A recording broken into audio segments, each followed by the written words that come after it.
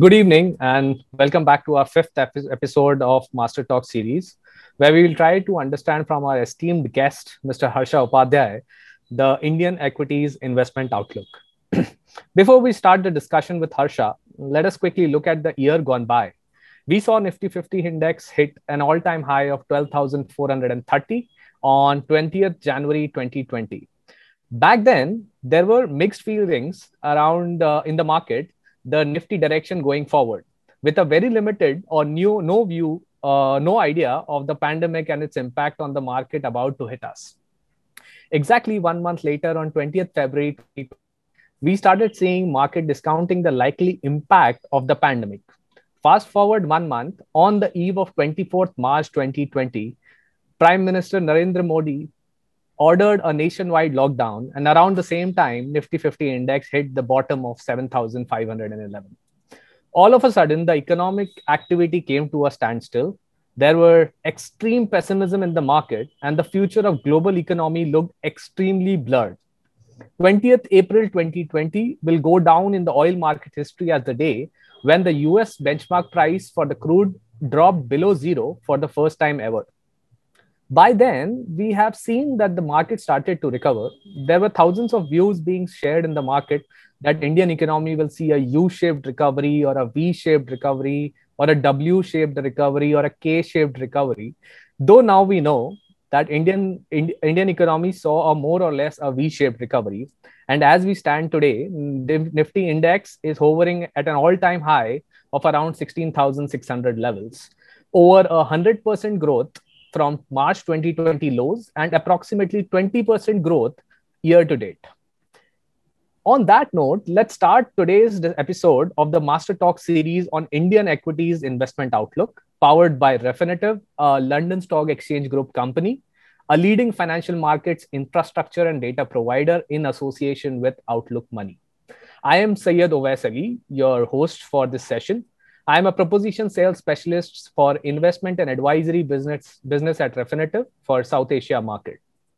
Today, we have with us Mr. Harsha Upadhyay, Chief Investment Officer for Equity and President at Kotak Mahindra Asset Management Company Limited. Let's talk to him, learn from him, and find out his views on Indian equities market. Harsha, we have seen that RBI continue to keep the interest rates low and liquidity continues to stay in the market.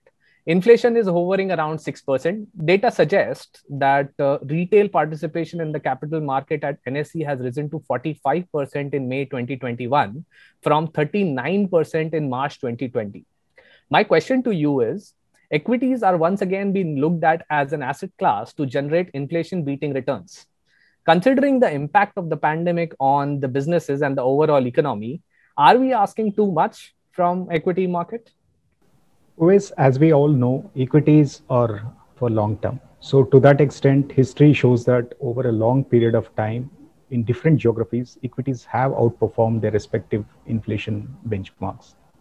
So if one is looking to hedge their bets against a rise in inflation, I think equity should be the first asset class that they should go to. However, I should also point out that equities are never linear in terms of their returns. There will be ups and downs. So the investors ideally should be looking at a long-term investment and also should be able to withstand the interim volatility that equities will have. So to that extent, there is no bad period or a good period for equities. Yes, depending on where the valuations are, you may relatively look at a particular period as a bad period or a good period. But essentially, if you are investing in a regular fashion for a long term, more often than not, equities will give you handsome returns. I think even at current levels where the valuations may be slightly higher than the long-term average, but if you believe that the economic recovery is going to gain ground, given that we have vaccinated a considerable proportion of our population and second COVID wave is also under control, then the economic activity resumption should continue to gain momentum. And that's where we believe that there is upside in the market for medium to long term. Yeah, thank you, Harsha.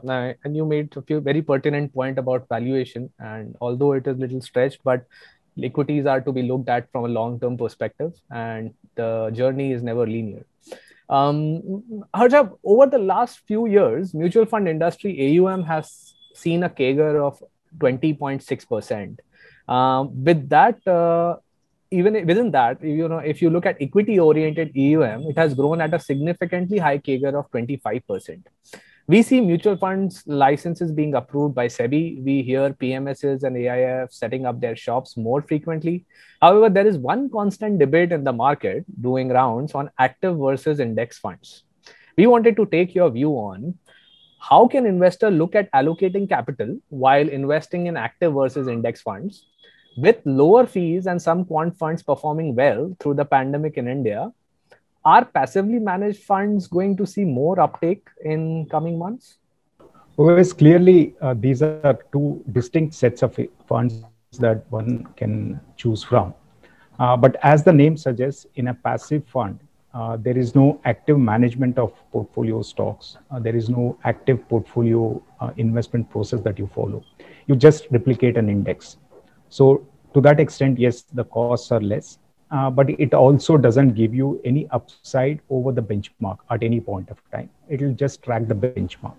So for those investors who do not want any volatility because of the active fund management, or those who are just entering the equities and they're more comfortable benchmarking themselves against, let's say, Nifty, Sensex, or any other known index, this particular set of funds would be ideal because they do not have to really bother about how the fund house is managing the money, what are the biases that one can see in the investment process.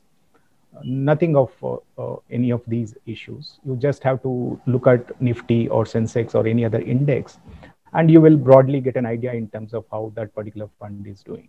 Yeah. Whereas if you look at India as a market, being an emerging economy, you will always have new sectors, new stocks coming into listed space. We have seen that happening over the last several years. A couple of years back, you started seeing many of the non-lending financial services coming into market, insurance, asset management companies. More recently, we have also seen some of the internet companies coming into the listed space. There are more in the pipeline. So at every point of time in a market like India, you will always have new set of stocks coming into the market. Many of these may not directly go into the index. They will take time before they enter any mainline index. Yeah. And also, even within the existing set of listed stocks, there is ample universe which can be used by an active fund manager to provide outperformance against the benchmark. So while the costs are higher than a passive fund in case of active funds, but if you look at the history, most well-managed, good performing schemes of the country have managed to provide outperformance against the respective benchmarks on a medium to long-term basis. Again, one can't be saying that every quarter, every month, a particular fund will be providing outperformance, while the endeavor of every fund manager in the country would be to consistently provide that outperformance. But markets being markets and volatility being inherent to markets, you will have periods of underperformance, outperformance in an active fund. But all well-managed funds should be able to give you outperformance over a long period of time. So if an investor is looking at investing over a long period of time, then ideally active funds, despite the outperformance that we have seen in the recent years, there is still scope for active fund managers to provide outperformance in our opinion.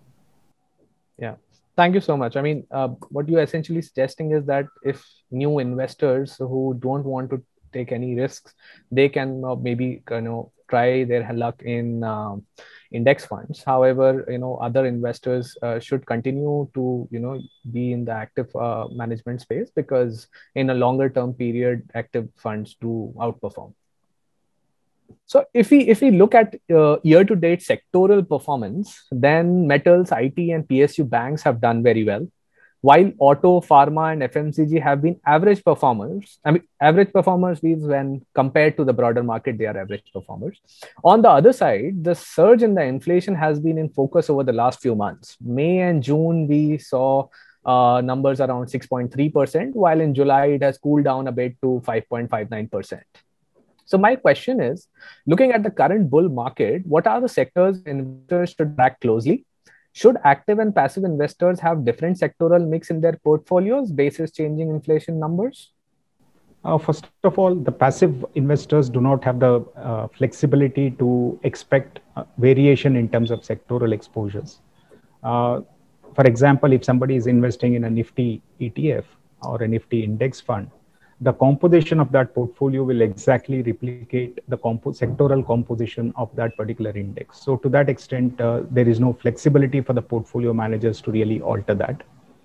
As far as the active funds are concerned, yes, depending on the outlook of market, depending on the relative valuations of sectors, the relative growth prospects of various sectors, the portfolio managers will make adjustments to the portfolio. For example, if you look at Kotak Mutual Fund, currently we have a judicious mix of defensive as well as some of the cyclical sectors in our portfolio.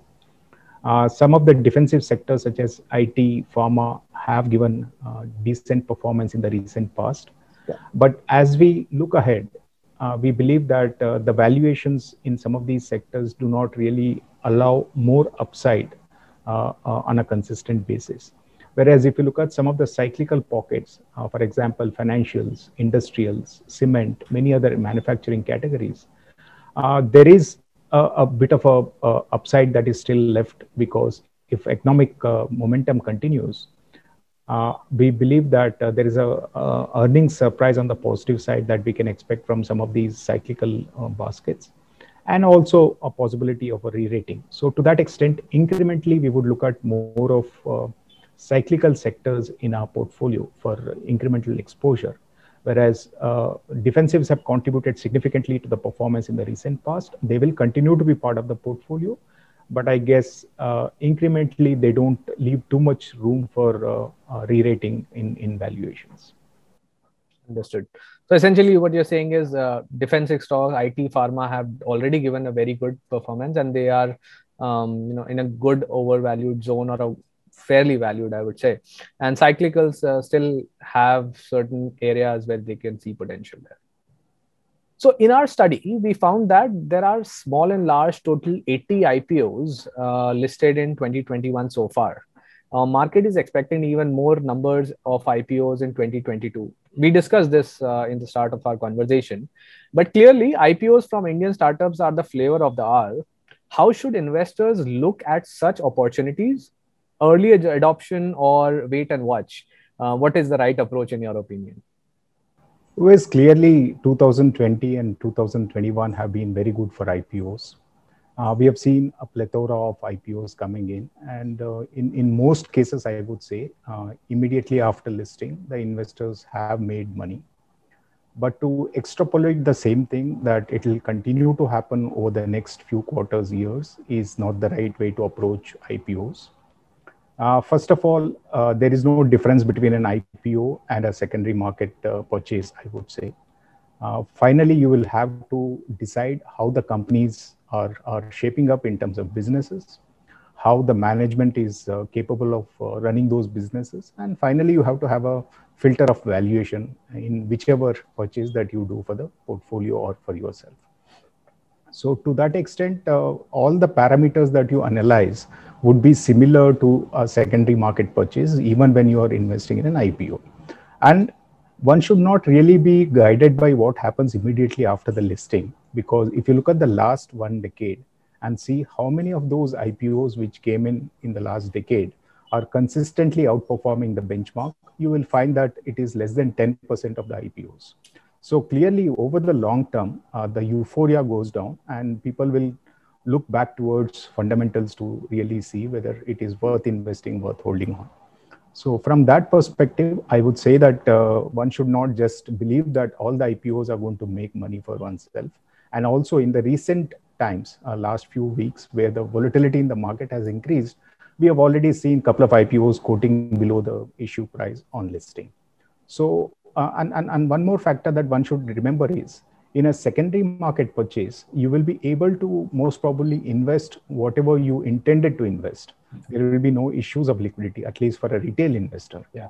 Whereas in case of an IPO, it all depends on the probability of getting the allotment. And even when you get the allotment, it's going to be very small sum. So when you are looking at the overall returns on your portfolio, it's not going to be meaningful unless and until you really build the portfolio looking at the fundamentals for the longer term. So I would say that keeping these things in mind, one should evaluate IPOs, and if the outlook is positive, if the valuations are reasonable, then one should go ahead and invest. So, Harsha, just a follow-on question to that. We noticed that wherever promoters are diluting significant stakes, those are the IPOs that you should be staying away from. I mean, that's the thought that retail investors usually have. So, are you aligned with that, or do you have a different opinion? See, end of the day, what you need to look at is how much they are, not how much they are diluting, but what they're going to hold post the IPO. I think that gives you the comfort in terms of whether they're going to remain as one of the large shareholders of the company or not. And I think in most cases, the promoters are going to remain as large shareholders of the company. In very few cases, they would go below the comfort level that a retail investor or an institutional investor would have on promoter holding. So to that extent, yes, I mean, it's one of the indicators, but I don't think solely you can go by what happens on the promoter holding side. So company management, liquidity, and post IPOs, what is the holdings of the promoter? These are the four criteria, in general. And valuation, of course. And valuation also, of course. And you made a very pertinent point that there is no significant difference how you evaluate a company in secondary market or primary market. It is actually the same way. It's just that this is just first time listing. So maybe the information in the market is a little less about the company. In fact, one should be aware that the insiders are going to sell during an IPO. So to that extent, insiders always know more than the outsiders. Yeah. So you have to be extra careful in IPOs than in probably a generalistic secondary market purchase. Exactly. Thank you so much for your thoughts on that, Harsha. So coming to our next question, fundamental metrics suggest that Indian market is little overvalued zone. So key parameters like Nifty 50 PE continues to remain above 25. So my question is, are foreign equities being adopted as a way for investors now more worried about high valuations of Indian scripts? Are these worries justified? How are Indian financial markets reacting to this development? And what is the future outlook looking like for you? Yes, clearly over the last few quarters, we have seen a lot more interest in international equities or international funds by Indian investors. But to say that it is because of the valuation concerns in the domestic market may not be a fair statement. Because when you look at some of the international funds or international themes that Indian investors have invested into, they have all been trading at valuations which are much higher than their own historical levels and also higher than Indian equity valuation levels. For example, there has been great interest in terms of technology and innovation focused funds. And all of these funds are trading at much higher multiples because the companies which are at the forefront of innovation or technology change are generally being seen as something which will sustain over the next few years, and the growth is going to be much higher than the rest of the market. So in that perspective, these are the ones which are generally trading at higher valuation, and that continues. So I don't think valuation is the concern which is leading to the current level of interest. I would say that the biggest benefit of international funds is the fact that you are diversifying out of Indian assets, because most Indian investors are fully or almost fully invested into Indian equities. For them, this is definitely a welcome diversification that one can look at. And also it gives you a hedge against potential depreciation of Indian currency against foreign currency. Yeah. So these are some of the critical factors rather than just valuation, I would say. And as far as our advice to investors who are looking at building their equity portfolio, we believe that yes, at this point of time, it makes sense to look at even international funds. But again, these are mostly like thematic funds or funds which you can have to a certain extent. Not entire portfolio of yours can be in these funds. So anywhere around 10% or so in international funds is not a bad move. And also it gives you, as I said, diversification benefits and also hedge against potential depreciation of currency. Okay, fine. So essentially, you're not very worried about the valuations as of now. You mean to say on the Indian markets? On the Indian markets, I'm suggesting, yes. See, as we discussed earlier, definitely the valuations are slightly higher than the long-term averages. Yes. And we should also keep in mind that a bit of this is due to the fact that we had COVID-led disruptions at least twice in the last 12 months. Yeah. And everyone expects that that is transient. And as you go forward, the economic momentum should improve. Given those considerations and the fact that earnings are still growing at healthy pace, we have seen valuations being on the higher side. Yes, it makes equities to that extent less attractive. But I don't think for an investor who is investing for the next 3-5 years in Indian equities, it is that much of a concern. Maybe if somebody is looking at a very short term, one can't say. Equities will have volatility, and especially at these valuation levels, if there is any negative development, any negative trigger, there could be a correction in the market. Okay. So 3-5 years or plus, whoever has an investment horizon, he should not be that worried about the valuations and carry on. Yeah. So Harsha, with different types of recovery models being suggested and indexes soaring to all-time highs, there are chances of behavioral biases creeping into investment strategy. How can investors be wary of these biases? Any market indicators, data points investors should keep a close watch on? See, clearly in a bull market, especially the one like what we have seen in the last 12-15 months, which is more liquidity driven, you end up seeing most of the stocks performing well. So whatever purchases one would have done, whether it's a retail investor or an institutional investor, it's more likely that you would have seen a positive outcome. This is one of the biggest issues that one needs to really focus on, because there is always a behavioral trait which is of recency bias. And if you believe that what has happened in the immediate past is going to continue or even improve from these levels, then that may not work out at all points of time. So one of the things that investors should be really focusing on is not to really get biased by what has happened in the recent past, and look at it as a fresh investment at this point of time, whether it makes sense based on the current valuations, current growth outlook, etc. So that's something that one should do. And there is also another behavioral trait that people get caught into, which is of bandwagon effect or a groupthink effect, as you call it. Yes. Which means that people tend to believe that what the majority of investors are doing in the market is the right way to approach markets, and then they just follow that groupthink philosophy. While it may work until the market trend continues to be on the same side, but whenever there is an inflection point or whenever there is a reversal in the trend, they get caught because they have not analyzed some of the fundamental issues related to growth, valuation, etc. I think there will be many such biases that investors will have, but these are the two things that that are critical at this point of time to make sure that you are not really get caught in these biases. Right. And this brings me to my last question, and I'm sure most of our viewers would be interested in knowing this, and especially from you. What would an ideal equities investment climate look like a year from now? Always clearly over the last 3 to 5 years, when you look at it, almost on a continuous basis, we have had some disruptions, right? Yes. Starting with demonetization, GST implementation, then the economic sluggishness that we saw.